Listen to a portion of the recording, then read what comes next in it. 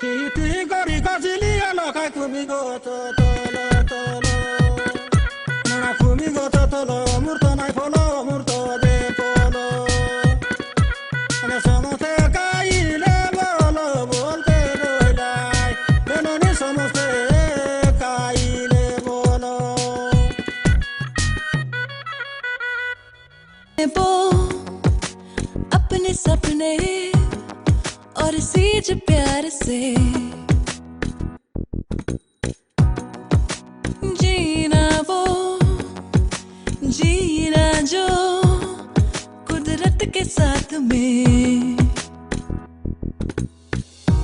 कितना हंसी ये मौका है तो रह जागरूक और सही है जो वो करे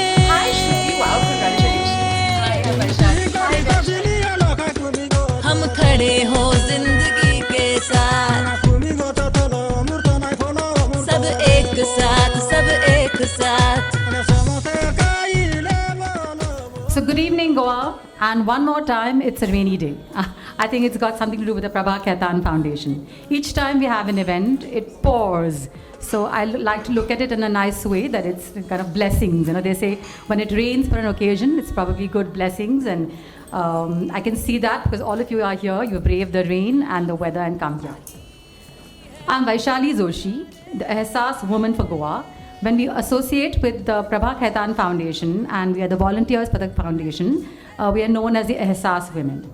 And I'd like to welcome all of you for a very special evening today where we host the second edition of the Right Circle with the extremely vivacious, attractive and award-winning Indian actress, producer, playwright, writer and talk show host Koel Purie Rinchet. Let's give it up for Koel Purie Rinchet. The Right Circle is a platform which is organized by the Prabha Khaitan Foundation under many of its literature initiatives, and its birth to bring together authors, readership of English literature and language in a close and engaging informal setting. The sessions are structured around the life and works of the author, followed by an interaction with the audience. The Right Circle started its journey from Jaipur and now has conducted sessions not just in India, but also overseas in Oxford, Birmingham, New York, and Oslo. But before we dive into the most awaited event of this evening, let me tell you a little bit about the Prabha Khaitan Foundation, because that is a raison d'etre for us being here today. The Prabha Khaitan Foundation is a non-profitable trust committed to humanitarian and socio-cultural causes, and it was founded by late Dr. Prabha Khaitan as a charitable trust in 1980s. It's based out of Kolkata, and it's committed to supporting women's empowerment, gender equality, literature, culture, children's welfare, social causes, arts, and performing arts. Late Dr. Prabha Khaitan was an eminent Indian literature, philanthropist, social worker, entrepreneur, and feminist who established the foundation. And she's embodied in her famous words, Karm hi Jeevan hai, work is life. Charting a glorious 40-year journey, the foundation has gone only from strength to strength by launching many initiatives to further the cause that Dr. Khaitan had envisaged and held so close to her heart. PKF organizes authors' meets, book launches, literature fests, panel discussions, boutique festivals, and events of performing arts. The foundation curates the best of events to widen the spectrum of languages and literature, be it English, Hindi, or regional.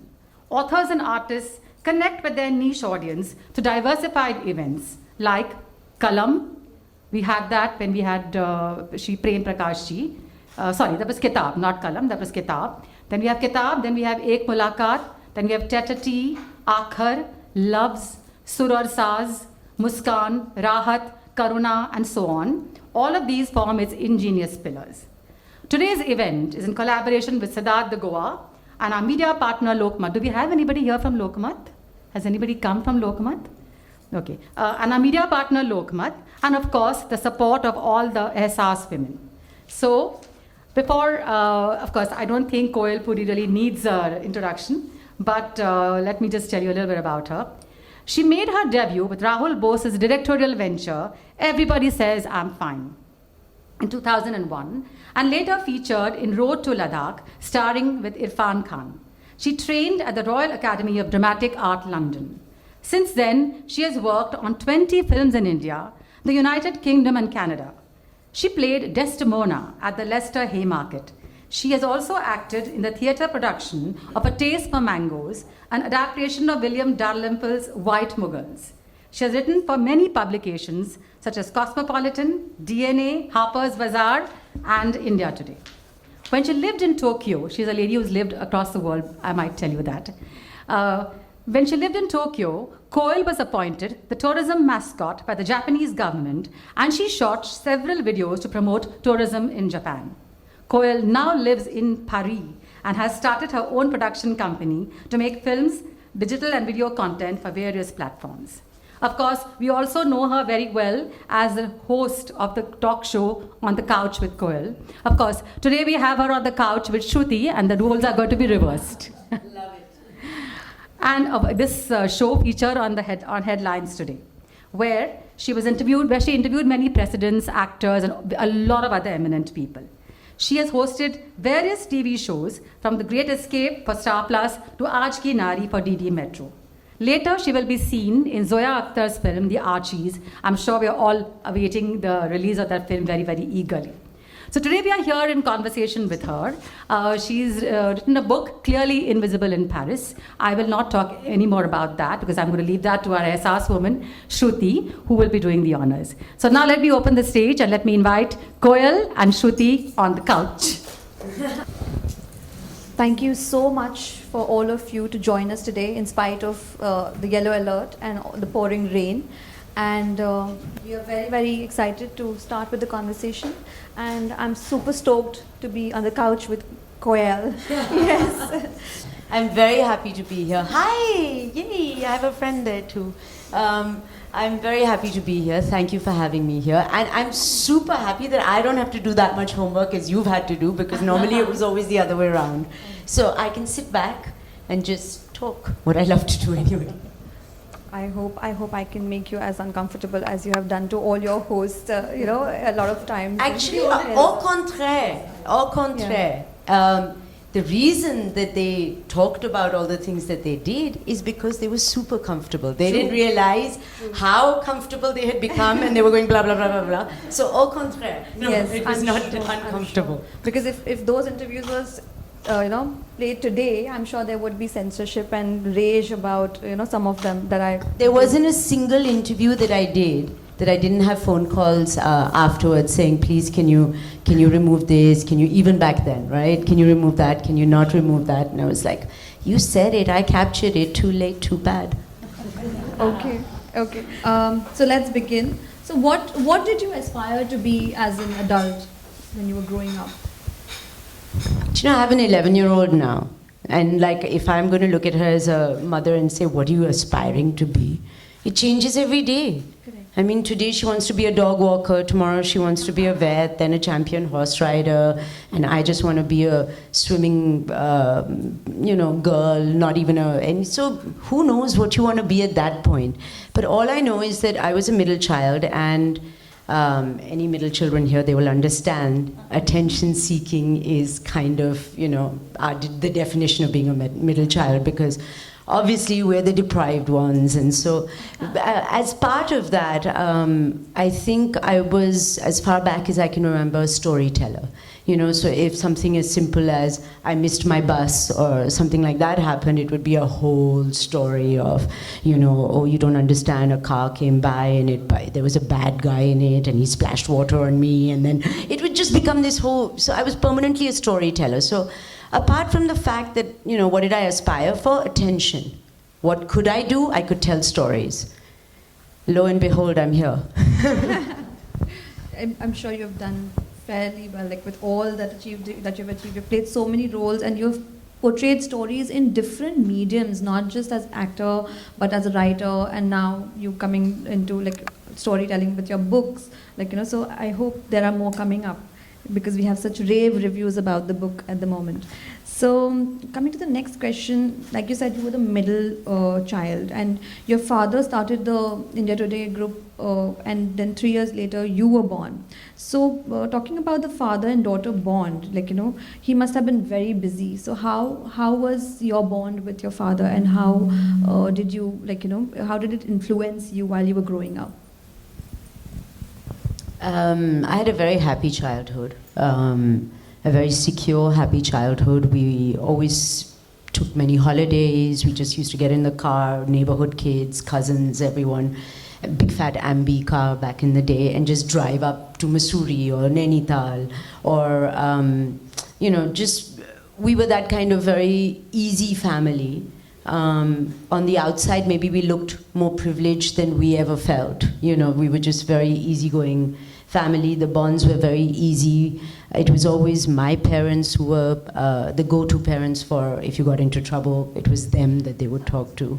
And I was surrounded, I grew up in a house full of animals, so there were obviously the dogs and the stray dogs, but there was also 2 rabbits that were rescued from a canteen that my aunt worked at, who was living with us at the time. So they were, you know, it was going to be dinner or lunch or whatever, and she brought it home. Oh, the rabbit's going to die. Soon there was another one, and then there were 265 rabbits in our house, right? And then my vegetarian mother, she rescued some lamb that was going to be, you know, butchered. And so we just grew up in this crazy household with all sorts of and birds and a you know, a little lamb who thought it was a dog. So it was a easy bohemian childhood. We traveled a lot. My dad continues to say that our legacy or our inheritance will always be the experiences and the education that we've had. And I'm very close to them, so. That's amazing. That's very fortunate as well. So hats off. Coming to the next question, I read an article that you had mentioned about No More Neeras.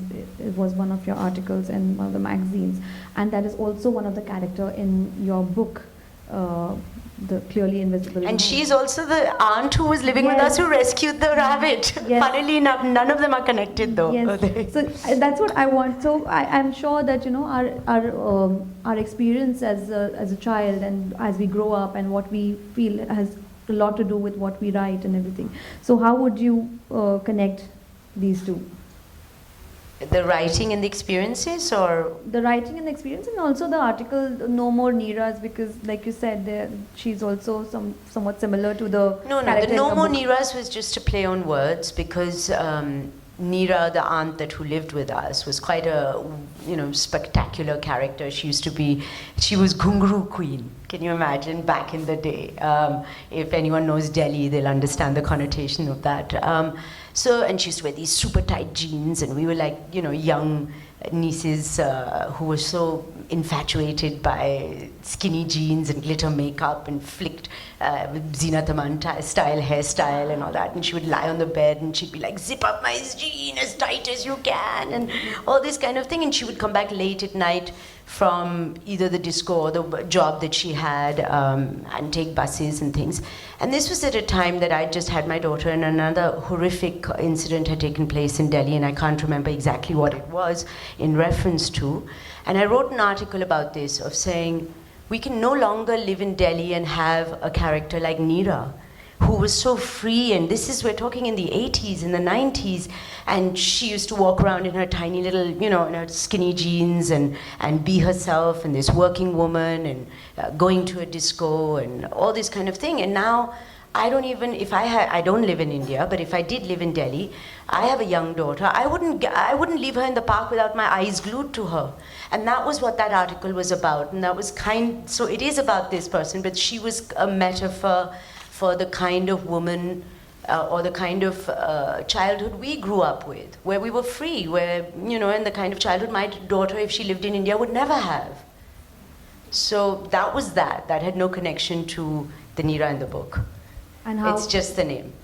and you said your favorite character is Violet in the book. Did I? No. I can't have a favorite character. Maybe I said it, I don't know. But I cannot have a favorite character because, the story, let me tell you, can I tell them a little bit about the book now? Yes, of course. So it's called Clearly Invisible in Paris. And as the name suggests, I like contradictions. I like the juxtaposition of light and day and clearly and invisible, because no thing is just one way. You have to see it from both sides, right? And so it's a story about Paris, but Paris is a city of polarities, where you have Louis Vuitton, but you also have refugees. You have champagne, you have prostitution, you have red carpet, you have grief. And it's a city of light, and yet anyone who's visited it knows what a cold, aloof city it can be. It's the city of equality, and yet it's such a divided society, and we're seeing it more and more. And this story was born out of living in that city, feeling like an outsider, and continuously trying to fit in, because it is such a cool city. You want to fit in. It's the capital of chic. You want to feel like you belong there, and it continuously alienates you. And then you realize there's a whole world of outsiders from different milieus of life, different stratas, different economic, eco-social backgrounds, demographics, nationalities, ethnicities, and they're all fabulous and powerful, and yet they're all being pushed out of mainstream Paris. And I started forming a bond and friendship with a lot of people that I wouldn't have normally ever made friends with. And so the story came out of there. And it's all fiction, and this is the power of fiction. You can take a little root of something, and you take it anywhere, and you imagine whatever you want to.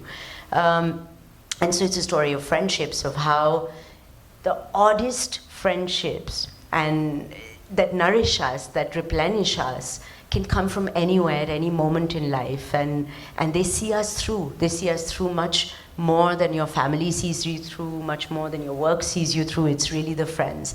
So it's a love letter to friendships. It's a love letter to friendships in a city that's hard, and in a city that makes the commonality that most people have, at least in this book, is that they are foreign, that they are outsiders. And sometimes you don't even have to be an outsider from a different country to feel like that. You can be within your own country, and within your own city you can.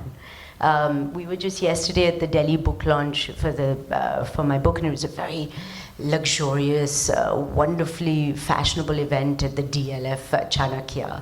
And they had cordoned off this atrium area for the reading and the party and things. And there were obviously people in the mall who were hanging around. And I was like, look, they're feeling like the outsiders right now. And that is, constantly we can have that dynamic that flows, and it brings out all our insecurities. But it also brings out something else, where you discover, who are you then?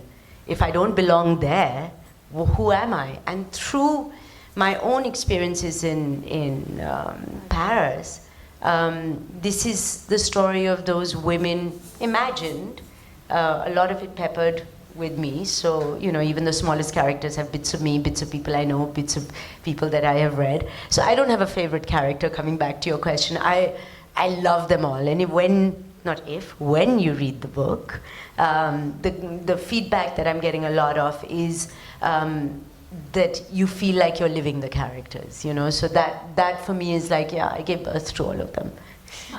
Wow. So, in fact, this is my first fiction book. I've never read fiction books in my life before, and I was reading, when I started reading it, it has such a intriguing start, when you start, and the way you've introduced each and every character, and the way they are explaining, like the way it starts, it's so intriguing, and you get hooked onto it. And last night, at 1 o'clock, my husband came in and he's like, don't you want to sleep? And I'm like, okay, I must say I'm a little hooked onto this one. But so again, it's all very different people. Like, if you when you read the book, it is all about very, very different people. They are from very different backgrounds, and you wouldn't imagine someone so fancy, talking to someone like a nanny. Not just talking. I mean, you've just started. Yes, They yes. become Yes. each other's. Yes. convenient Yeah. soul sisters, Yes. you know. So how was it for you when you moved to Paris, and it's been what, 5-7 years now? 6 years. 6 years now. So how did you adjust in there, and how are your friendships there? Do you feel at home now? But this is a burning question, and it is something that I talk about in the book as well. What is home? What is home? Is home a place? Is home a person? Is home a feeling? So what is home? Home is different things for different people at different times. Very often for me, home is a film set. And I say this to my husband, he goes, oh, thanks, okay. But it is. That's where I feel the most at home, you know. And so do I feel at home in Paris? For a while, as I said, it's such a fabulous city. You do want to feel that this is where I belong, I'm Parisian. But who gets to be called Parisian, who doesn't? You know, that in itself is a very deep question. So eventually, after all these years of being there, and it's only recently that I have come full circle, and I'm like, you know what? I'm an Indian in Paris, and I'm very happy to be an Indian in Paris. Okay, so moving to the next question. It's a little bit about your...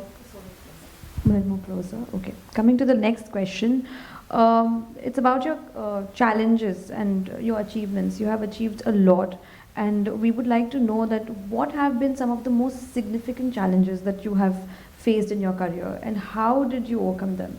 And if you could share any moment or any highlight or any milestone that you would want to talk about in your career. My God, that's like a whole life history in one question, you know. We're trying to cover as much as possible. We are Okay, let's pressed for break time. it down, Yes. right? I mean, every phase of your life has a different challenge. So it depends on what you're doing, what you're trying to achieve. You're about to have your second baby. That's a whole other challenge. I mean, amazing that you did it after the first one again. I was like, one and done, thank you very much.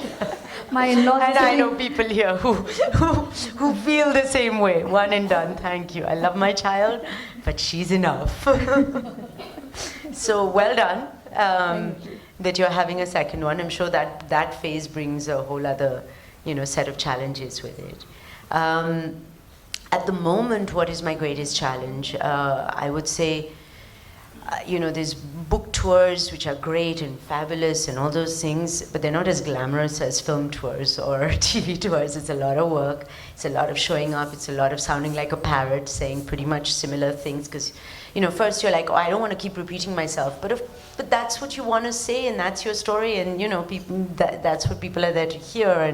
And so one of the challenges is to constantly sound fresh and to look fresh. Please don't, I was just looking at my manicure. That is one of the perils of being on a book tour. I have not had time to get my nails fixed or, you know, organize myself.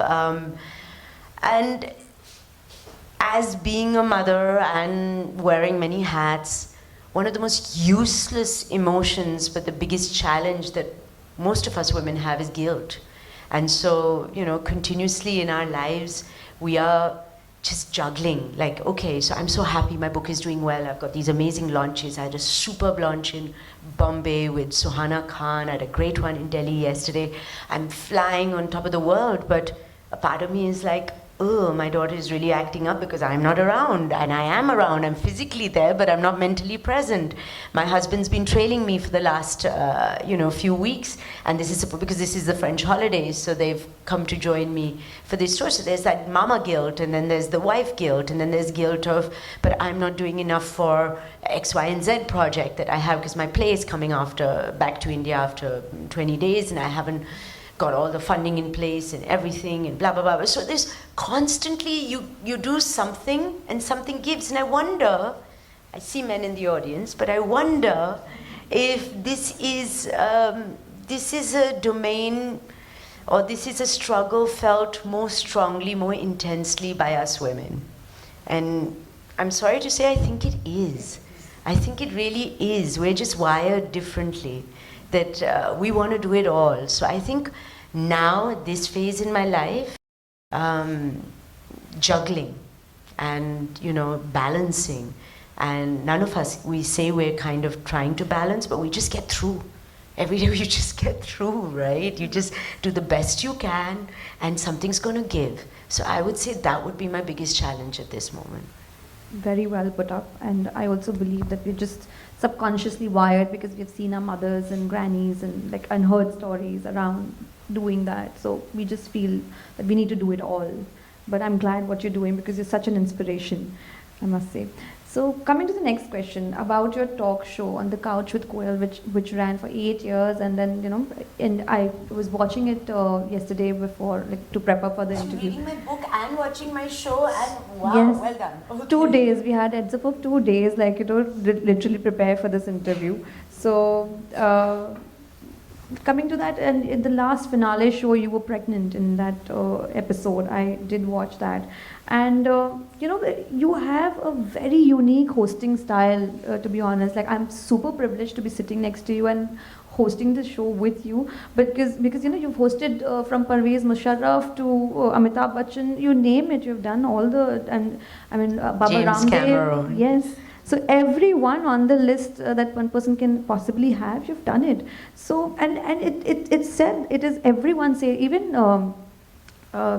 it was said in the last interview that you have a way to get the sass out, and you have a very comforting way to get things out of people. So was it always that you were a good talker and people would come and tell you things, and people would come and just tell you their secrets and stories? How did you hone that skill?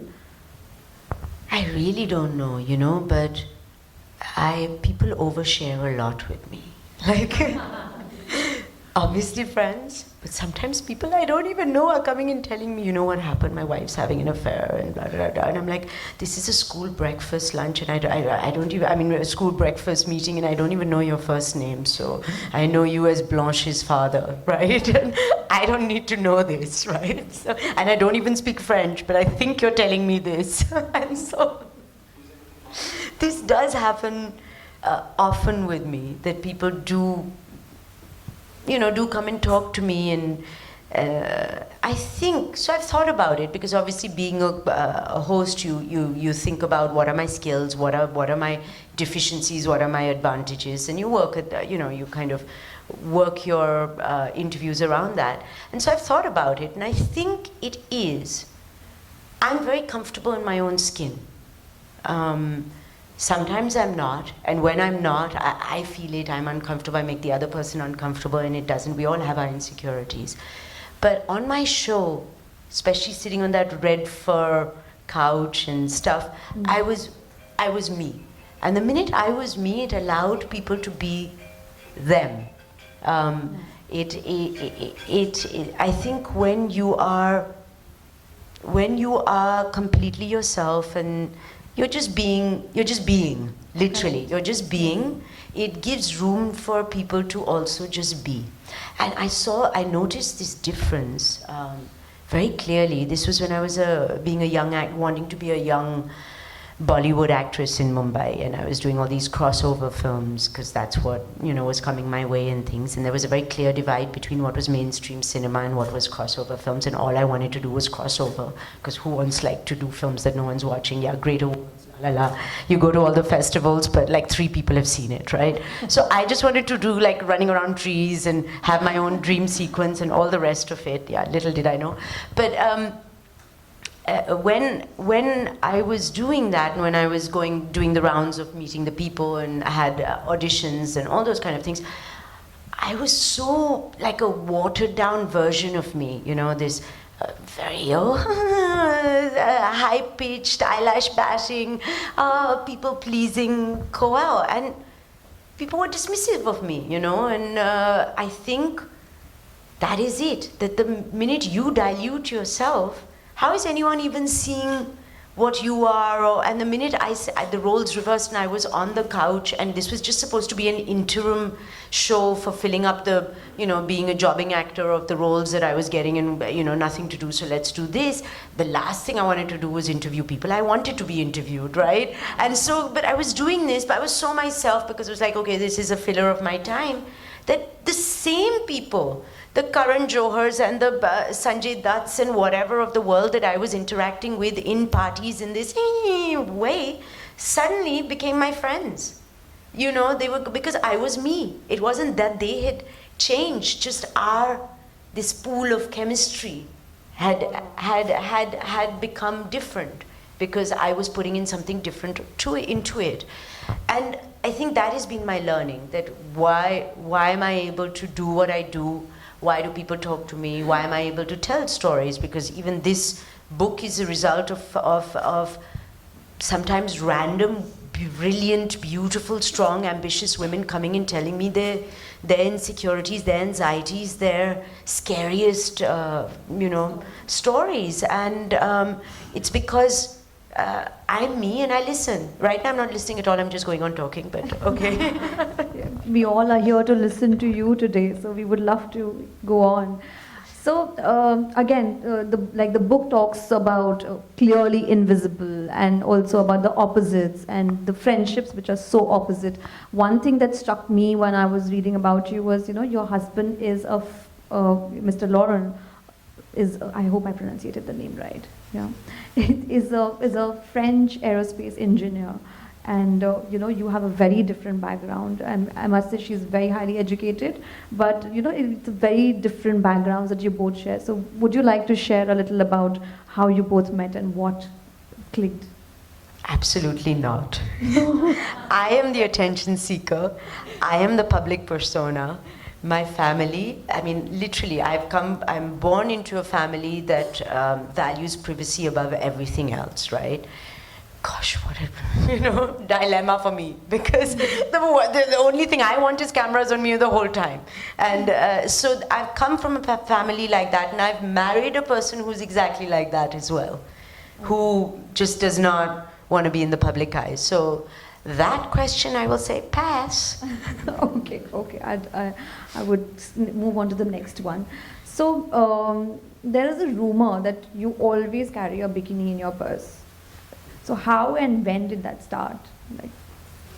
I always said this about Bollywood, that if there's a rumor, there is never any smoke without fire, right? True. There just isn't. So if you ever hear, oh, so-and-so is having an affair with so-and-so, someone dropped out, it's happened. 100%. It may come later in life, where it becomes public knowledge and suddenly they're getting married after denying it for like 12 years or whatever.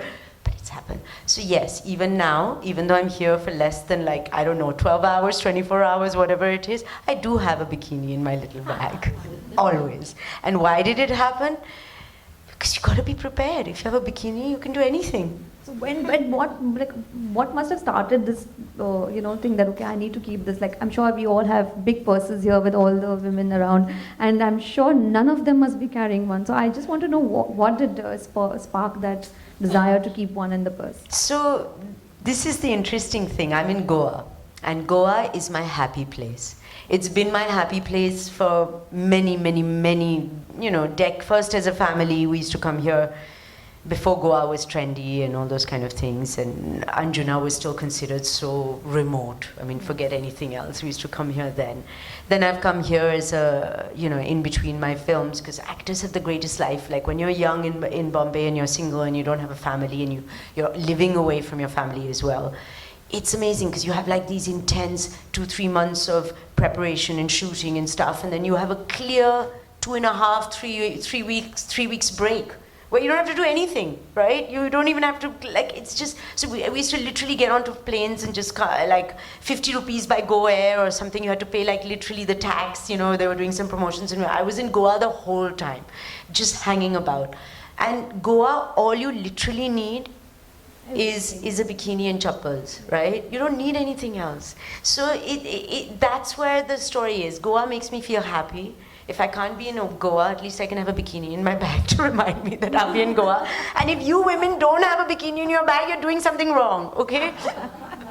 Okay, so there's always... You are in Goa. You are in your happy place. You're absolutely right. So you do have Goa all the time with you, and we're glad that you're here again for something more meaningful again. So coming to the next question, again, Ms. Koel is also a very very big fitness enthusiast as well, and she does yoga. That's what she said in the interviews, and also her Instagram is always popping with things like fitness regime. So how do you manage that? Because honestly, with all the travel that you do and all the places that you've lived, it must be a challenge, and also the roles that you play. So how do you manage to do that? I am not a fitness, I don't know, whatever freak or, yeah, I do like to do yoga. I am genetically blessed, it has to be said, that I've never been, okay, apart from the time that I first went to college in UK and I discovered beer, I've never been like really overweight or anything like that. So, but I don't exercise to be a certain shape and size. I exercise for mental balance, right? So my exercise is really yoga, Pilates, or sometimes I just go for a run because it clears my head. How do I keep up with it? I think anything that becomes part of your life is part of your life. There's nothing to keep up with. It's part of your life, right? So if you read before you go to bed, you read before you go to bed. Like, it's as simple as that. And it's a question of, how when you travel, how are you finding time to brush your teeth? It's the same thing. So for me, even if I'm doing 5 minutes, and of course I say this, but at this moment as I'm running around India promoting my book, and it's, yeah, this is the other guilt. I have to let that go sometimes. But I try and find, even if it's like 5, 7, 10 minutes of, putting on a video and doing breathing yoga, whatever, I try and find that time to do it.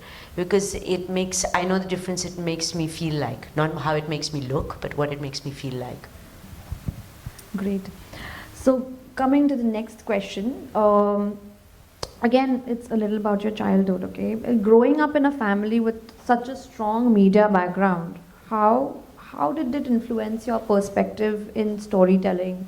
Like you said, you love storytelling, but like I'm sure the childhood experiences influence a lot. So how was that as an influence in your life? As I said, I had a desperate need to tell stories just to have attention. My grandmother used to call me, we're a Punjabi family, she used to call me gaposti, which means that you tell a lot of gup, like you make up a lot of stories. Badi batuni hai, gaposti hai. So I like telling stories. How did growing up in a media family influence me? I don't know. I don't think that a really famous person's daughter or a child is aware of their parents' fame or success. They're just parents to them, They're the father who comes home or the mother comes home. So I don't think in that sense your question about like how did the media family influence me, I don't know. But in terms of storytelling, yeah, the thing in my storytelling is that I like to go deep. I like to do my research. Even when I was doing interviews, I would study the people that I was interviewing like exams, and especially the less I knew about them, the more I would study them. I mean, I could write an entire thesis on the late General Pervez Musharraf, because by the time I was like, I'm not going to do this interview without completely knowing every detail of his life. So like there were moments when I said, but that was the time, he would talk about some war in Bangladesh, and I was like, yeah, but that's the time you fell in love with that Bangladeshi girl, isn't it? And he was like, oh, okay, how does she know that, and whatever. So I guess that part of, the way that facts are important, digging deep is important, don't just skim the surface. Those kind of things I have imbibed from my family. Yeah, that's exactly what I meant. Like, how was that? Because you have seen so much, and it must be quite a learning curve, and it is impossible to be an outsider and learn so deeply, like you would have learned. So, anyways, coming to a more fun part of it, I hope you would enjoy it as much, because couch confessions is something that you have done for a while, and I have picked out some of the most commonly asked questions that you have asked to almost every celebrity, and I've also mentioned the name of the celebrity you've asked, so you can't deny that you've not asked any time. So coming to that, and shall we start? Absolutely. Yes. So the first question, and you asked this to Parvez Musharraf. So on what occasions do you lie? Oh, I'm a congenital liar. Like, you ask me what were you doing right now in the room, I lie. I don't know why. Like, it's not like I'm hiding something, I just lie. I think You're because that's part storytelling. of storytelling, gup. Okay. You know? Okay. You've already answered this, but I'll still ask. Fame or privacy? Privacy. Fame. You're fame, and you have opposite. I'm fame. I'm fame through and through. I'm born into a family that doesn't support that, but I am fame. Okay.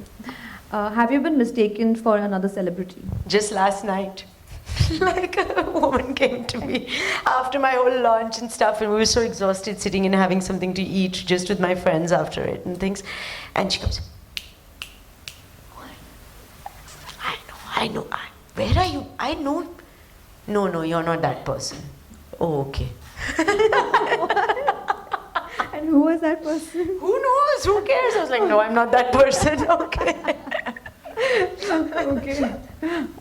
Maybe lucky you that you didn't find out who she was mistaking you with. So, anyways, the next is love or lust.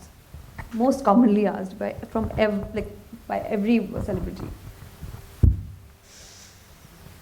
I want both. Like it's Koel's word. You can't say both. You know, you have to choose one. No, who says that? It's You my said life. that. I said that. Yeah. And I must. You know, it's big to admit you were wrong. So I want both. Okay, I'll leave that. It's your world. You should be the judge.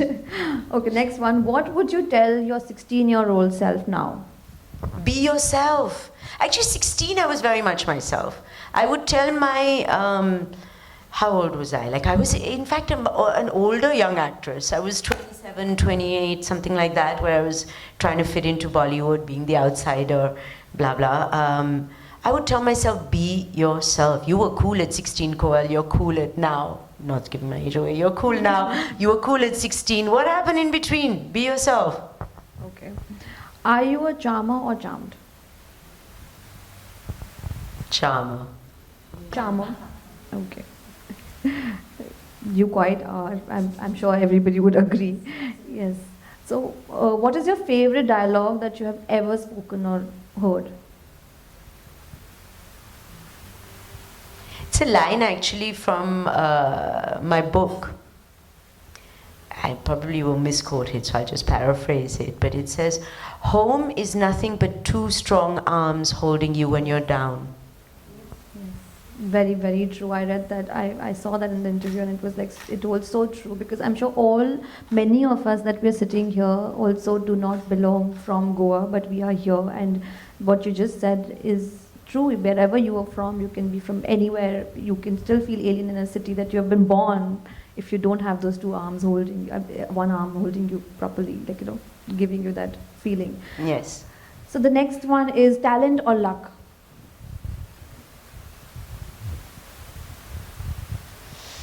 Luck. Because you can train yourself. You just got to be lucky. Okay. What is a question you would be like to ask? I asked these questions in Couch Confession. I was hard, man. Salman Rushdie. But you know, I remember what he said. I remember what he said, and I remember this. He said to me, no, so I will say that. I would like to be asked what I'm doing next. Yes, and actually I had that question put up after this, yeah, okay, so we'll go to that. What are you doing next? Are there any I don't know why I asked that question. Okay, are there any more books coming up? First, please read this one. Yes. Okay? Then we'll see whether, there will 100% be other stories coming out. What medium it takes, we were talking about this earlier. What form and medium it takes, we'll see. I started writing, because I wrote this book, it took me about 7 months from once I finally started writing it, after all the procrastination and all the other things, that it took me about 7 months to write it, but it's taken like 2 years plus for it to come out because the literary world has its process. It's a necessary process, but my God, it's a slow process, right? And so I got a bit like, oh, okay, every time I have to wait for the edits to come, and as good as they are, but they're so slow. So I wrote another thing in between. I was going to write a book on motherhood, because of course anyone who's been a mother believes that she has such a unique experience, because no one ever tells you the truth, right? Like no one, or at least your truth is always so different from everyone else's, and you're just like, how have we been lied to so much? So I was writing this book about motherhood, and at that point it was called Choose Your Battles, right? Because this was like, I was just being defeated, publicly humiliated by a 7-year-old almost every day, like on the stupidest things, right? So I was just like, I have to write this book.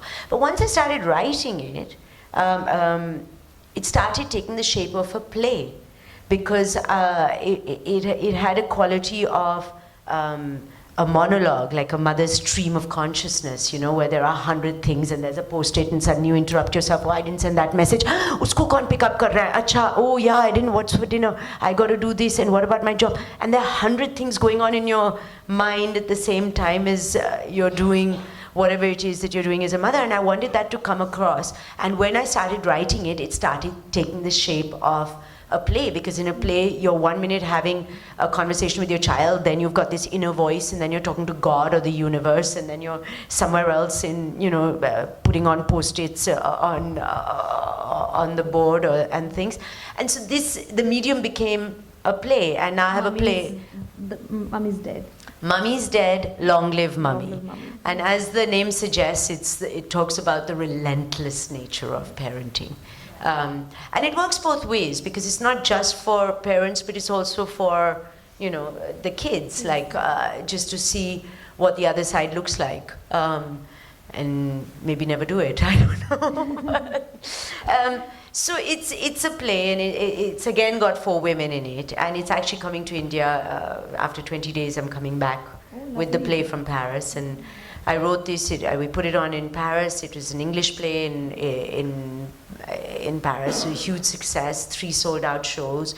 I was like, wow, this is good business, you know, this I mean, not money-wise, theater is like, we're so broke.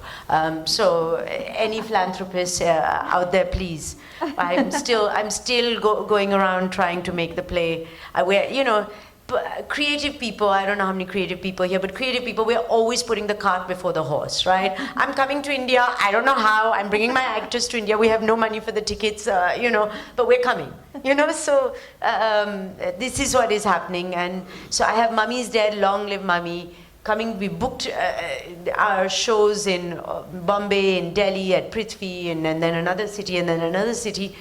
I don't know how it's going to happen, but it's going to happen, and this is like motherhood, right? You don't know how it's going to happen, but you get through. 1 foot in front of the other foot, and somehow your child finally leaves for university. True, very true. It's just. I think it all starts with the dream, and then the conviction for it, and then that's how everything moves. So the next one is Koel 5 years from now.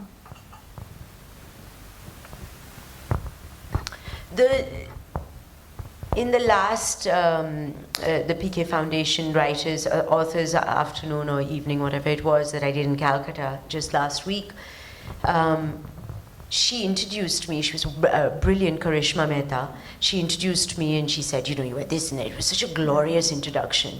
And I listened to it, and I said, in another life I would have been a bit like shy and cringy, and I'm like imposter syndrome of like, that's not me, you know, but if they only knew the truth of like, that's just made up and stuff. I'm so owning it now, you know, for the first time in my life. I'm like, yes, all the juggling, all the guilt, all the rest of it, but I'm owning the fact that, yeah, I did write a book. You know, I did perform in a play that I wrote. I am in Archie's. I am doing this. I am doing that. I am owning it, and I'm being so present that for me, that I hope whatever I'm doing 5 years from now, that I'm just present there, that I'm not going, what am I going to be doing? What am I, you know, or it's not enough, or what's going to happen, or this is not giving me joy, or I'm just here.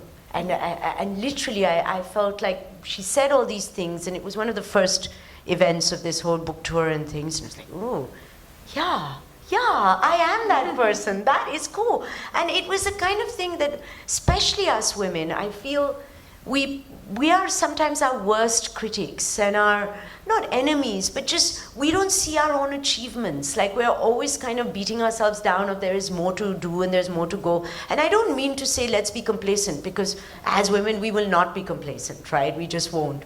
But there must come a moment where we should just also see everything that we're doing. You know, we put on our faces, put on our heels, we look a certain way. We're not like just the men, oh, we combed our hair and came out. Like, you know, we make that effort, just that. Then the jobs, the careers, the families, the interests, the personal growth, the physical fitness, all of it. Just let's take a moment and say, yay, we're here, you know, and own it. So I hope in 5 years' time I'm doing exactly that. Living in the moment. Yeah. Being present. Oh, that's a very good thing, and we all should do that. Rather, like, you know, I hope we, and especially women, like you said, it's very true. So the next one is, who or what do you instantly fall in love with? Fun. People who are fun. Moments that are fun. People, you know, just, that's why I love Goa. Goa is my happy place because it's a happy, fun place. So what do yeah, that's instantly. Anyone who's genuine and fun, I'm there. Perfect. Okay, the last one, and I'm trying to make it as embarrassing as possible. How much time do you spend on the Piddly Pooloo? Depends on my Instagram feed. How interesting is it? Okay, you answered it very well, I must say. Very, very impressed. Okay, so coming to another question which you said again while we're doing this rapid fire is that, you know, you had mentioned in one of the interviews that you are a born storyteller, like you told us, and you would have written a book much earlier if it was not for the discipline. So could you tell us what is that discipline that you require to be an author? If there are, like, you know, aspiring authors here, and, like, you know, if you want to write, what is that discipline that you need to be publishing a book, and what helped you, especially during the COVID, because, you know, it was a long phase, like you said, 2 years back when you finished the book, and it was a long process of publishing. You must have started back in COVID. So that discipline, to come up with that discipline to come and write such a beautiful book is what we need to know about. You know, there are people out there who have better stories to tell, who are more talented, who are more skilled, and I know them. Like, I know these people. I move in circles like this who just, it'll blow your mind to listen to their mind. You know, the ideas they have, the command they have over language. But they're not finishers. Not everyone is a finisher. Anything that I have done in my life, from being a storyteller back in, you know, the day, or Aaj Ki Nari or Great Escape, I finish what I start. The problem is starting. So as far as the book was concerned, I've been writing. I was, you know, the creator of Aaj Ki Nari back in the day. So that you know, even though I wasn't writing each of the episodes, I was supervising every piece of writing there. I was writing for the various pieces. So I've had the discipline to write. I've had the discipline to create. But the process of a novel requires another kind of discipline multiplied by time. You need the time for it. You need, and that time is created, especially at this point in my life where I have a family, I have acting commitments, I have production commitments. That time is created very consciously by discipline, by being like, I have to do this. I am going to put my computer on. I am going to, you know, sit and not procrastinate and not clean that drawer and not answer that email and not do X, Y, and Z, and just start. For me, there's never been a dearth of story. I have enough to say, and once I was with these characters, I was living them, so I knew where they were going. It was always a challenge about time. So once I got my head around the fact that, look, this is where you need to be, you know, strict with yourself, because you only have these many hours in a day which are clean for you, which are noise-free, which don't require other commitments. You got to put pen to paper. You got to open your computer. And once I got that going, it moved very fast for me. And it always does. Even my play I wrote within, the first draft was done in a month. Oh, wow. Yeah. That's amazing. So we are pressed for time now, and this will be my last question before we open floor. Is about your upcoming movie Archies. So again, it's the movie that we are talking about is period drama, as for what you've told, and I don't want to talk much. I would want you to tell us a little. So what was it that you fell in love with when you first heard about it and read the script? I mean, my first thought was like, I'm not Veronica? Like, what's wrong with you? No, kidding. So we are, you know, me and the other characters, not the kids, we are playing the parents, right? And the parents, in the way that Zoya has imagined Archie is quite true. True, its nature is that the kids are the activists, the kids are the ones who are trying to bring about change, and the parents are the delinquents, you know, who are just quite selfish and living the life that they want, and they're still stuck in this Anglo-Indian era. And you know, my character, for instance, is in love with the young queen. She wants to dress like Queen Elizabeth, you know, in the 60s and stuff. And the script is you know, like Archie's, it's fun, it's easy, but what Zoya has brought to it is just yummy. There's no other word for it. It's delicious. You're cross-generationally, you're going to want to step into that movie. You're going to want to taste those cakes, wear those clothes, be part of those conversations, drive those cars, live that life, because she has created this very aspirationally beautiful 1960s in this make-believe world called Riverdale in some hills in India, and without giving anything else away, it's a film that is obviously the curiosity level of all the young kids coming into it, who, by the way, are fantastic. They work so hard. They're, you know, great. They're really going to yeah, and like just come across so well, and all the trolls are going to be like silenced and all the rest of it. But apart from that, you're going to want to watch this film just because it's so much joy. There is so much joy in this film. It's a film that you really, like I say, you want to be part of. Perfect. Thank you so much once again. We loved listening to whatever you had put up. And now the floor is open for questions. If anyone from the audience would like to ask anything, please, if you could just raise your hand, we'll give you a mic and you can go. Hi Koel, it was wonderful listening to you and very, very refreshing, candid. Yeah, my name is Hema Sood. As I just met you before you entered, and I'm also a fellow author like you. I think as a woman, and a majority of us women here in the audience today, empathized with your aspect of self-sabotage, guilt, and that entire trip, you know. So I think it's been a very, very enlightening talk for all of us. Truly enjoyed it and was very, very inspired by your journey. Would love to share that part. What I would like to ask you is that you've done so many candid interviews.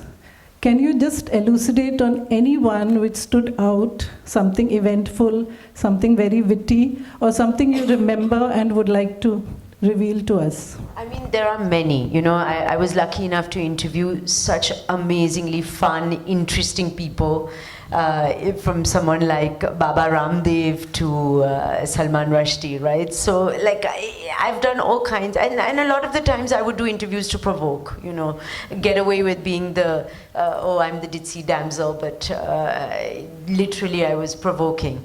But one of the things that really stuck with me, there are many, but this is one of, and some I can't reveal. But one of them was that James Cameron, I really, really wanted an interview with him, and he was there at this conference, and his team had said, no, it's not going to be possible. I had sent in a request, etc. And I passed him in the hotel. It was the Taj in India, and I passed him in the hotel escalator. And he was going down, and I was going up, and I was like, I started walking backwards, and I was like, James, please, you know, I sent a request to your team. I do this show. It's a really interesting show. I would require literally 22 minutes of your time. I will do it whatever time you want, wherever. He looks at me, he goes, and your name is? I say, Koel Purie, you know, I'm part of the whole organization here. He said, how's 4 o'clock for you? And this was noon. Right? And so I said, yes, done. Whatever, we'll set up, we'll send. So 4 o'clock, he arrives sharp at 4 o'clock while we're getting mic'd and stuff. Of course, I'm prepared because I'm in the hope that I might get the interview with James Cameron. I've done my homework and stuff. He comes there. He's had 100 engagements from 12 till 4. He's given me this time. He's found time to research me. So he sits there and he goes, while he's being mic'd up, he goes, so you went to RADA, how was that? And you've just finished this film. I believe you interviewed so-and-so yesterday. And so the quality of the conversation then is on another level. Because then you talk, as you know, people from the industry, he understands me. He has shown me the respect by taking, whether it's his team giving him a sheet of paper or, you know, handing him a screen, 5 minutes, whatever it is, he's taken time out to say, who am I speaking to? And that was very refreshing. It also stayed with me. It also showed me his humility, which is very different from, sadly, our Indian celebrities. So when you go and speak to mostly an eminent Indian person, they're just, you know, very, I don't know, they make you feel that you should be grateful that they're there, right? Till a point I'm like, honey, that was 5 minutes before we started, now who should be grateful, right? And it switches very quickly because, you know, they're suddenly like in this dynamic, we break the ice and whatever. But with James, so the answer to that question is that, wow, right, it works both ways. Truly empowering, you know, because if someone like him researches on you, you must have been in cloud 9. Already, right? So the quality, and that's one of my best interviews because it's so easy. You know, I talked to him about, did you do too many drugs? Is that why you are showing this world of Avatar, you know? And he's like, yeah, in my youth, but really it's a lot of underwater swimming. Like the quality is different, right? Because you're engaging not on a level of, I'm here with my set questions and you're here. It's already a conversation. Yeah. Yeah. So my next question is about you as an author. So I think an author lives in each and every one of their characters. And did you feel at any stage that your characters took on a life of their own or they worked in a different way than you planned? Because sometimes I've experienced that. And what was your experience then? Like you are trying to tame them sometimes. Doesn't it happen that way? Oh, not at all, you know. But this idea of like the characters get their own life happened very early on in my writing. These are very, even with the smaller characters, like they just, and there were times, no, I'd not tame them, but the opposite, where I would write something, and if the next day I went back to, you know, you always, like as an author, you always reread the last few pages you've written so that before you start writing the next bit the next day. So I would reread, and I was like, Tasha would not, she would, this is, yes, this needs to happen. She would speak like that. She would speak like this. And so it was the opposite, that it was like to remove my voice from it and have their voice, because they already had such a strong will and voice that, you know, became something other than me, became something outside of me, and had a life completely like yes, I'm so happy you said that, because your characters, us guiding you, and for me, that's why I was never short of, you know, what is the next part that's happening. They were going. Sometimes I had to remove Koel from there to say, no, you would do this. What would Dasha, who's only 17 years old, what would she do?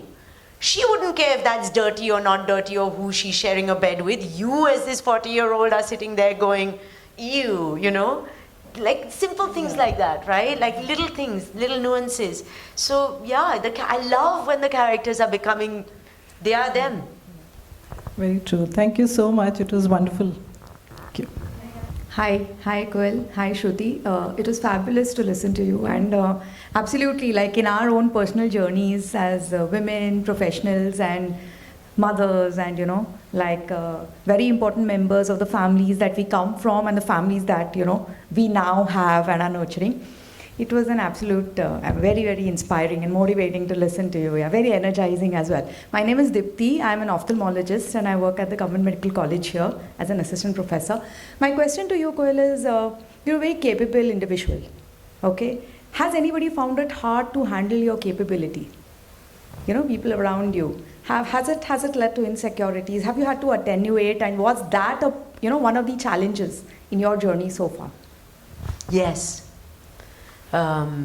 on different levels, on personal levels, in professional levels, on all sorts of levels. And I'm a very capable person, but I'm not a very graceful person. So I like things done. I'm very capable of doing the things. And if someone is not as efficient as me, I don't know how to be. I'm learning this, right? Everything is a learning. So I'm learning to be more patient and more graceful with that. So yes, there are insecurities. There are people that fall on the wayside, which, you know, you've offended personally, professionally, family members, which is a whole other thing, but also a lot professionally. And for one part of it, the part that I want to fix is I want to be respectful and graceful and elegant when I'm dealing professionally with people. It's a learning. It doesn't all, because not everyone will have the same capability, to use your own word, or the same efficiency, or the same view, or they'll take longer to get where, you know, you have already got, right? You're like, I know I'm right, you will know I'm right, I don't have 10 minutes to wait till you get there. Can you just get there, right? So I'm learning that. But there's a little corollary to this. I'm learning that only to the extent of how empty it can make you feel if you are disrespectful to someone, or if the situation around you, or if you haven't carried people with you in the way that you would have wanted. It depletes you. It is a little lonely, right? yes. So I'm selfish to that point, that I don't want to feel bad about how I behaved, or how at the end I may have achieved my play, but I've been extremely mean to my assistant director, or this one or that one, because they were just not efficient enough, or whatever it was. So that, to that extent, I do want to fix that aspect of my personality. But everyone, there's another, but this is the corollary, is that everyone else's insecurities is their insecurities. It's their problem. It really is. So if you are not feeling respected enough, well, earn it. Lovely. Thank you so much. Hi, Koel. Congratulations for the book. And the question is not about the book, it is about you. Would you like to describe your journey from the Competent House, that is studio, remember, in Connaught Place, and now as a novelist? How do you know Competent House? Because I worked in Aaj Tak for 10 years. Oh, were we overlapping in Competent House? Yeah, I was there with the Subha Aaj Tak that time. And then we shifted to Videocon Tower. Right. But now settled down in Goa. And I have my own newspaper. Oh, wow, okay, blast from the past. So, this is a very interesting part of my journey, actually.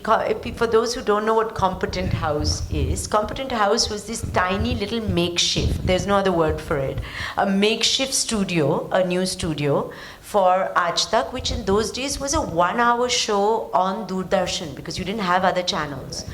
And I was working for somebody else, for Miditech, for the Alva brothers, as doing Great Escape. First, Star Plus was just coming out, and DD Metro was there and stuff. I was doing that, got fed up with doing that, and I wanted to create my own thing. And we did a pitch to Doordarshan, just a random pitch about some women's hour, afternoon daily show about blah, blah. And they said, okay. So I was suddenly like 22 years old, and I had my own show. And I'm like, okay, I had an idea, but I don't know if I can do it. But you know, the audacity of youth, you think you can do everything, right? So it was amazing. So we had literally, it was the size, actually less. You know, you cut this size. The ceiling was this high, and then there were lights, because it's made for sitting down. And I was doing a show which was called Aaj Ki Nari, which was 3 women. It was a woman's hour that I was given. And I wanted to do a fictionalized version of women's issues. So you had a mother, a daughter, and a grandmother. And they would meet every day in this living room that they had of a very, very lower middle class family of Delhi. And they would be dealing with either, because they're hearing the neighbor upstairs being beaten up, you know, so the issue would be domestic violence. And all 3 of them would have very different points of view, with the grandmother always being the one from left field, you know, coming up with the most absurd things as age allows you to come out with. And the mother was what you would expect, and the daughter was the rebel, and blah, blah, blah. And we'd have these Shakespearean asides, and it was all fictionalized. And so we started doing this, and it became a super hit, right? Like, it was an afternoon show. I mean, I used to get like 100, 200 letters, handwritten letters from all over India a day. It's like the equivalent of going viral today, right? And half the letters were like, my character needs to be locked up in jail. And half of them were like, I'm just like you, Deepu. I also want to tell my mother all these things, but I don't have the courage, and whatever have you, right? But the funny thing about this Competent House is, because it was fictionalized and it was like this kind of typical your hum log, you know, where you see the drawing room and you have doors here and you imagine the life that is happening in the bedroom and the outside door and stuff. But no one taller than me could stand up in this place. So everyone we cast had to be really short. Like, we had outsiders, you know, like a third or fourth guest every day of some kind who would bring in the story. So if there was a tall actor who'd come in, he'd have to walk into the studio like this, "Arey, pata nahi kya yahan pe ho rahi hai," till he could sit down. Or she could sit down, or drop something, or just go namaste, or like, you know, pere pona, and like dive in, because the studio, the heads would get cut. You could only film sitting down. There was no headroom.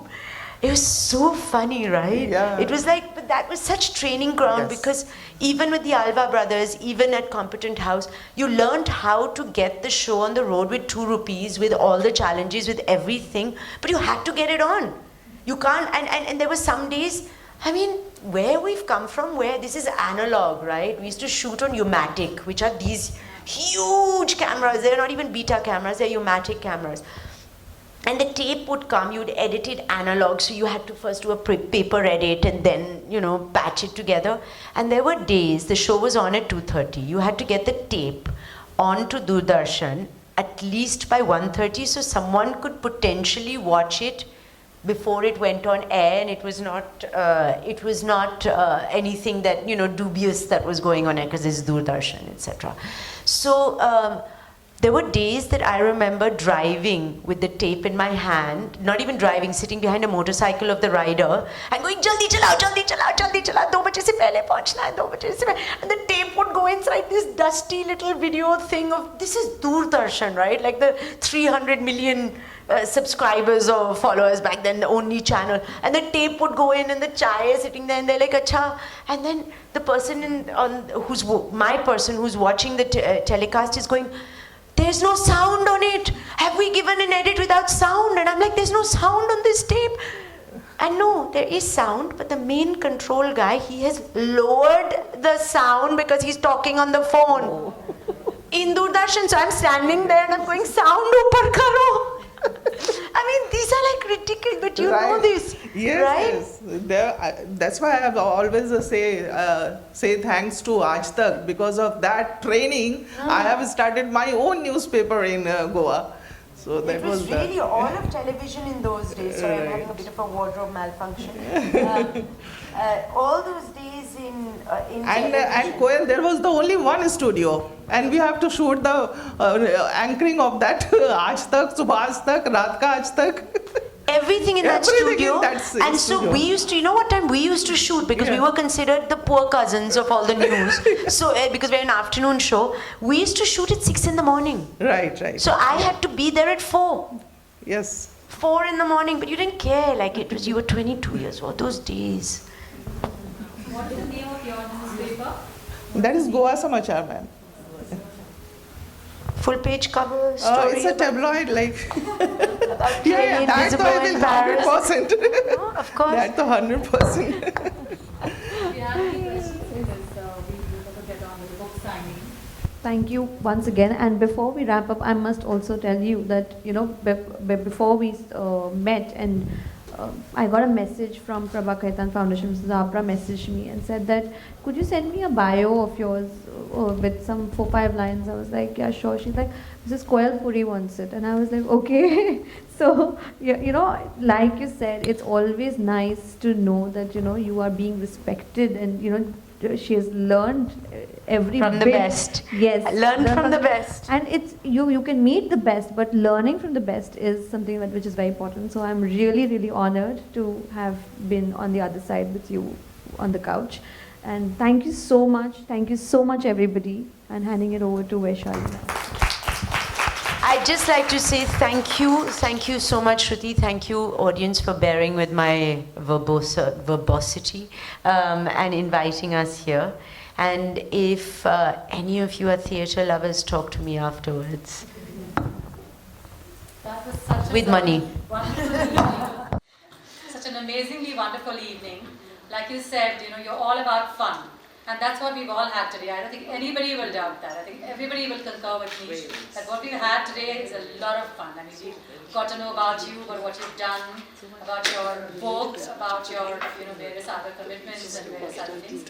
And you've also kind of threaded in the tapestry of what also brought in motherhood in a very beautiful way. So I think we've had an absolutely illuminating evening. That's the only way to check it. To be honest, we could have gone on and on because you're so fun.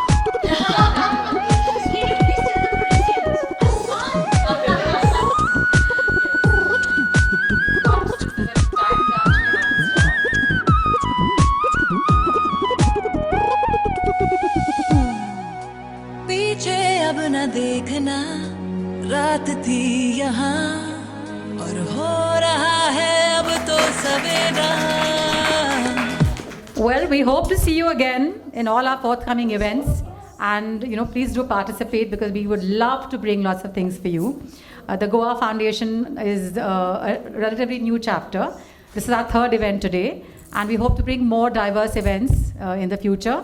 So if you have this kind of participation and a fabulous audience like you, it really will motivate us.